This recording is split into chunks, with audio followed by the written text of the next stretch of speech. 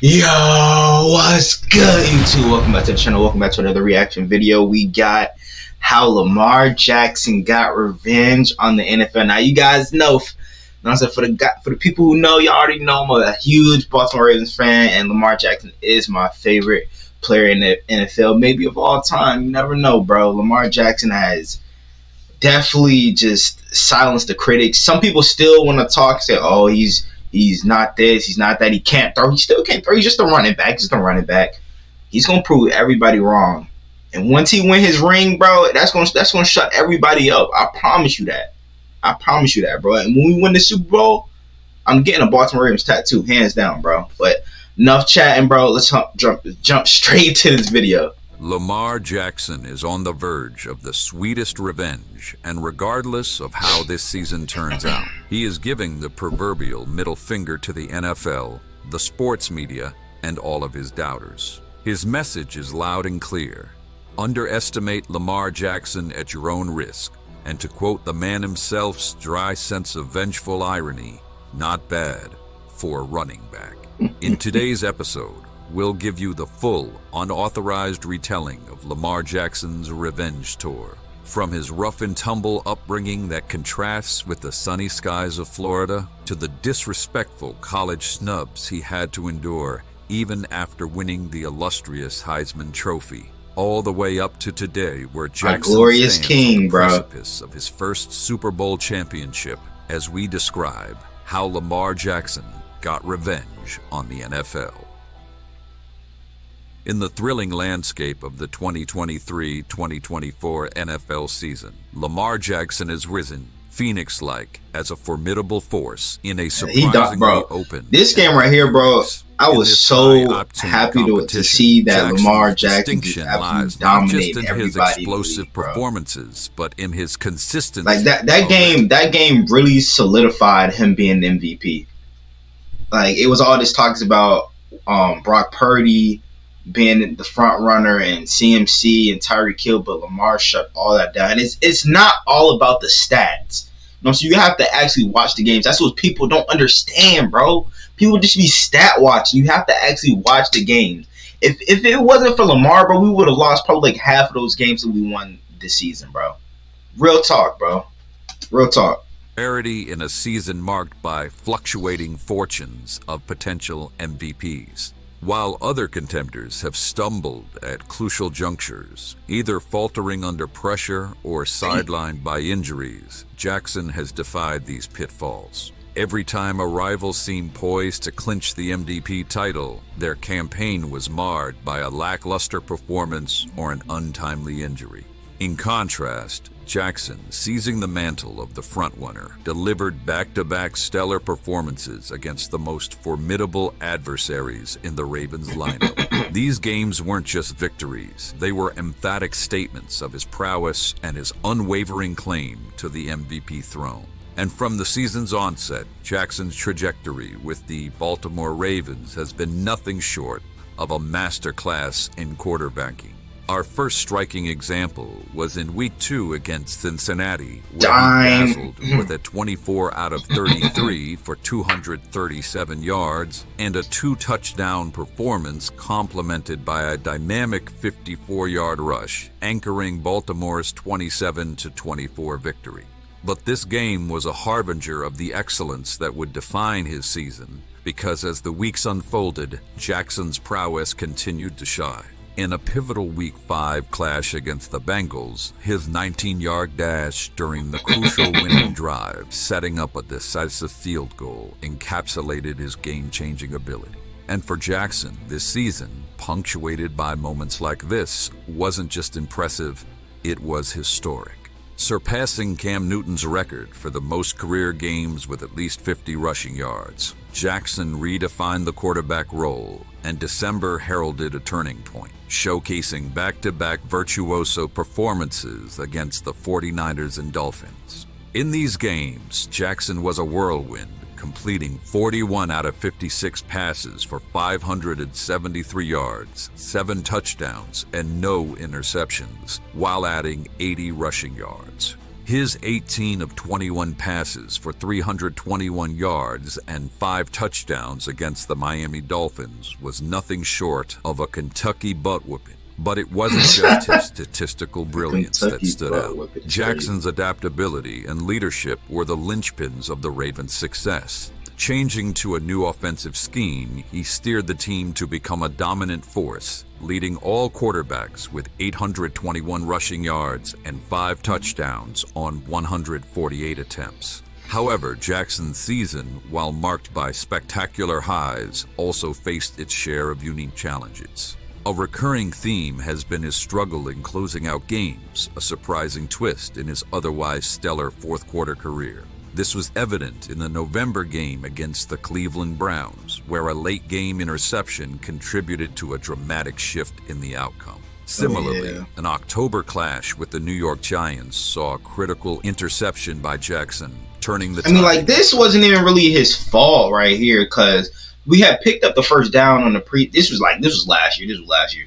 We had picked up the first down on the previous play, but then it was like a legal formation or something that brought it back, and then it was a bad snap, and Lamar just tried to make something happen. He was always playing Superman, bro, but he hasn't had to play that this year because of the talent that we've added, that Eric DeCosta has added around him and stuff like that. So hasn't been having to try and do all this extra stuff. With a likely Super Bowl championship waiting for him in the near future. His career is dotted by 8 fourth-quarter comebacks and 10 game-winning drives, speaking to his clutch capabilities being intact. Therefore, amongst a backdrop of personal hurdles, including injury concerns and contract negotiations, Jackson's dedication to his team never wavered. His unfailing focus on the field has led the Ravens to an enviable 13-4 record, clinching the #1 seed in the AFC. His prowess throughout the season has not only silenced skeptics, but has also cemented his status as one of the NFL's elite talents. However, this season is indeed the culmination of a career filled with detractors and deceit on the part of Jackson's would-be mentors and icons. In some ways, we could see this likely Super Bowl season for Lamar Jackson to be a revenge tour that began since the very moment he came into life on the sun-drenched shores of Pompano Beach, Florida. In the sunlit vistas of Pompano Beach, Florida, a future football icon, Lamar Demetrius Jackson Jr. Demetrius, sculpted by the scorching rays. That is the blackest middle name ever, yo. Excellence. Born on January 7th, 1997, Jackson was destined to rise from the crucible of personal strife and adversity, carving his name into the hallowed records of football lore. His early life, shadowed by the heart-wrenching loss of his father and grandmother on the same day when he was just 8 years old, set the stage for his saga.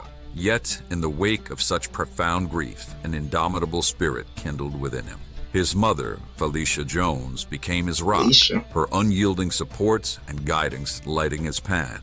Jackson's athletic and props to his mom too, because of the fact that she was helping him with his contract negotiation and everything. He doesn't have an agent or anything. His mom really helped him out with that. So W moms, bro. At Santa Luces Community High School, but it was his transfer to Boynton Beach Community High School that marked the turning point. Here, under the spotlight of Friday Night Football, Jackson's prowess unfurled. His arm, a veritable slingshot, hurled the football with staggering precision and force, while his legs wove past adversaries with a fluidity and velocity that bordered on the Florida always has athletes, Over 2 groundbreaking seasons, Jackson's stat line read like a prelude to legend. Over 2,200 passing yards and 31 touchdowns, coupled with a breathtaking 1,624 rushing yards and 22 touchdowns. These weren't mere numbers. They were the this clip right here, bro. I didn't know that was Lamar until last year, bro. 4-star prospect and capturing the attention of last year, 2 years ago, around the nation. Now, the collegiate football landscape of 2015 was ripe for disruption, and into this arena stepped Lamar Jackson. With his extraordinary dual-threat prowess, he was not just a participant, but a revolution in the quarterback role. Yet while some scouts saw in Lamar Jackson a burgeoning superstar, others hesitated, casting doubts on his future impact. This skepticism likely fueled Jackson's hunger for vindication, a motivation reminiscent That's a drop, of two other iconic Super Bowl stories. First, consider Tom Brady, Tom selected Brady. 199th overall in the 2000s. And Tom Brady's the one who said, you know what I'm saying, Lamar Jackson was next up, bro. Overlooked him, so, analyzed his drive. no, Tom Brady know what he's talking about. Super Bowl victories, a testament to his relentless pursuit of excellence. And then there's Aaron Rodgers, who fell to 24th in the 2005 draft. Rodgers, fueled by the snub, channeled his frustration into becoming a Super Bowl champion and an NFL MVP. Similarly, Jackson's journey, marked by initial skepticism, only added layers to his saga, intensifying his resolve as he navigated the competitive bidding of collegiate powerhouses like Louisville, Florida, and Auburn, each recognizing his unmistakable talent. Mississippi State and Ohio State joined the fray, but it was the University of Louisville that emerged victorious. Coach Bobby Petrino's assurance to Jackson's mother that her son would remain a quarterback sealed this pivotal chapter in his journey, setting the stage for the unfolding of an extraordinary odyssey in college football.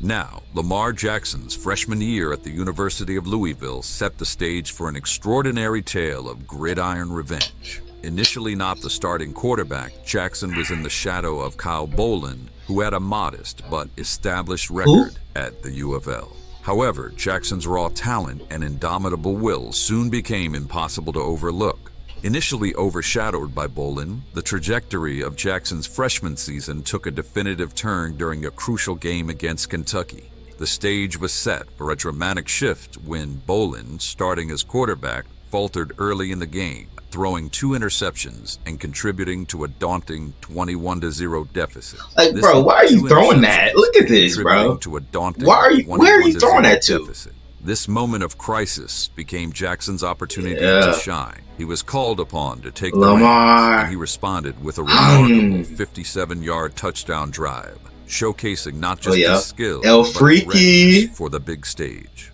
Jackson's performance in this game was nothing short of transformative, and he spearheaded a breathtaking comeback, orchestrating 31 unanswered points in the second half. 31? His stats were impressive: 186 rushing yards, 2 rushing touchdowns, and 136 passing yards. But beyond the numbers, it was the manner in which he dominated the field that left an indelible mark.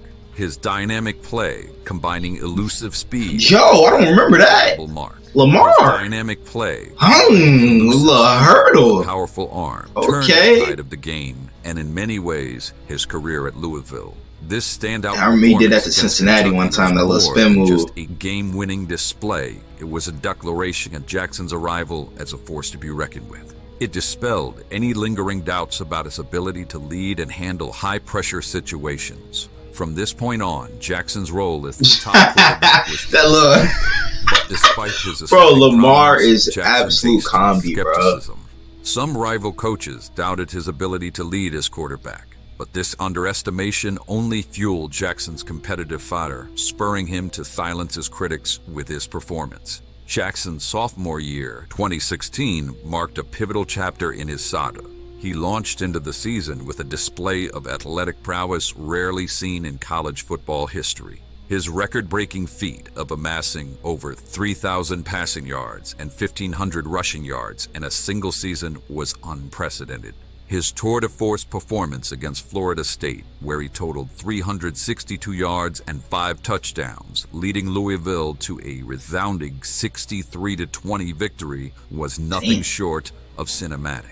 Yet this year was not without its trials. Criticism of his passing accuracy and coverage reading again resurfaced. An anonymous ECC coach even voiced his doubts about Jackson's prospects as an NFL-level quarterback. Simultaneously, a subplot unfolded, a riveting rivalry with Clemson's Deshaun Watson.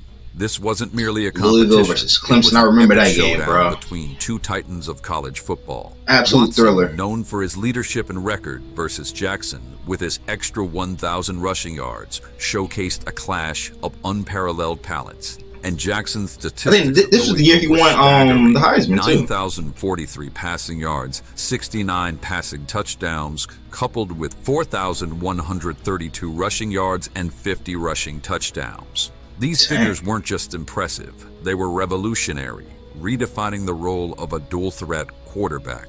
However, the season also saw late-stage setbacks, with Louisville losing their final games against Houston and Kentucky. Despite these challenges, the culmination of Jackson's sophomore year was nothing short of triumphant. He was awarded the Heisman Trophy on December 10, 2016, becoming the youngest ever recipient at just 19 years and 337 days. This moment was more than an award. It was a crowning validation of his journey and talent. But Jackson's impact at Louisville transcended individual accolades. His legacy was immortalized with the retirement of his number 8 jersey, a distinction shared with the legendary Johnny Unitas, and the honor of having a street named after him in Louisville, along with a dedicated Lamar Jackson Day. Next, in the Lamar Jackson Revenge Tour, would come calls from the NFL and the all-important Draft Day.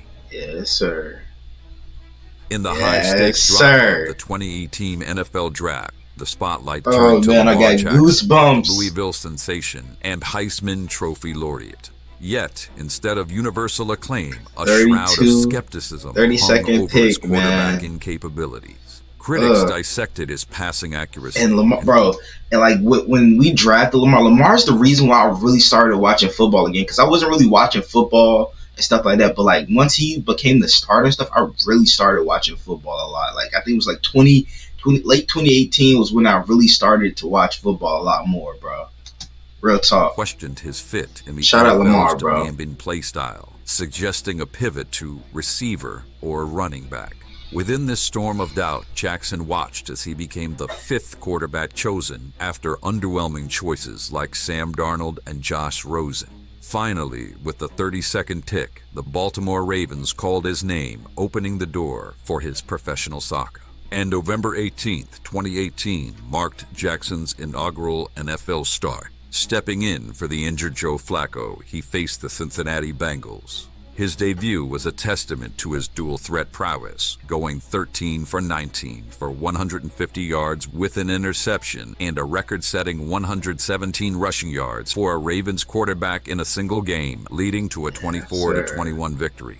And the 2019 season saw Jackson's skills soar like the Raven donned on his jersey. This breakout year, culminating in the NFL MVP award. We were supposed to win it all that year, bro. 2019 season, bro, feels like it was just yesterday. In the league's history. This season was a canvas of his evolution, balancing electrifying runs and searchable passing, shattering the record for rushing yards by a quarterback and highlight reel touchdown passes. That spin move silenced was the nasty. chorus of skeptics. And the strategy behind Jackson's rapid ascent was a calculated orchestration. Steve Biscotti, the Ravens' owner, envisioned an offense not solely reliant on Jackson's electrifying runs. This tactical evolution, supported by a cadre of swift teammates, was designed to hone Jackson's pocket passing while shielding him from the game's physical toils. As the 2018 draft's shadows faded, Jackson's journey in the NFL unfolded with each game, each play, each electrifying run, and precise pass. However, the 2020-2021 season unfolded as a complex chapter in Lamar Jackson's NFL saga. This period was marked by both exhilarating highs and unforeseen challenges, further intensifying his already illustrious career. As the season commenced, Jackson, fresh off a phenomenal MVP year, was the center of high expectations. He continued to electrify with his unique blend of speed and precision, steering the Ravens through a labyrinth of tough matchups. Yet this season was not without its tribulations. The team grappled with internal dynamics. Bro, why are you using that pick, bro? Come on now, bro. You could have used a better pick than this. Bro, that's... which saw Jackson himself sidelined. Oh my These gosh, hurdles bro. not only tested his physical prowess, but also his leadership. However, the real twist in Jackson's story was yet to come. In 2022, during a fateful Week 13 clash against the Denver Broncos, Jackson suffered a significant knee injury. This setback, coming at a crucial juncture, sidelined him for the rest of the season and the all-important wildcard game against the Cincinnati Bengals. Jackson's absence was more than just a physical void. It cast a shadow over the Ravens' campaign, transforming a franchise of promise into one of uncertainty.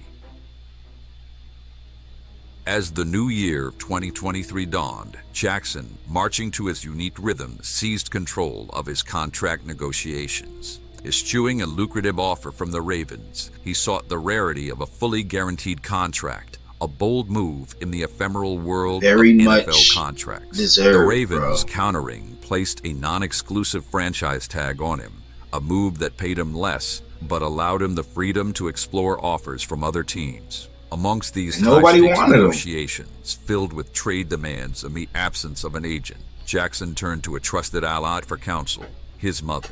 Entrusting her with his deal-making, Jackson navigated the sea of scrutiny and debate over his unorthodox approach. Yet through it all, he stood resolute, meeting criticism with unwavering determination and poise. The saga ended in an unwavering commitment from the Ravens, crystallized in a staggering 5-year, $260 million contract, Yeah. which ended up being not just a recognition of Lamar's unparalleled talent, but also an affirmation of his central role in the team's future. And this contract set the stage for an even more monumental feat in Jackson's career, a second MVP victory. And what a victory it has been.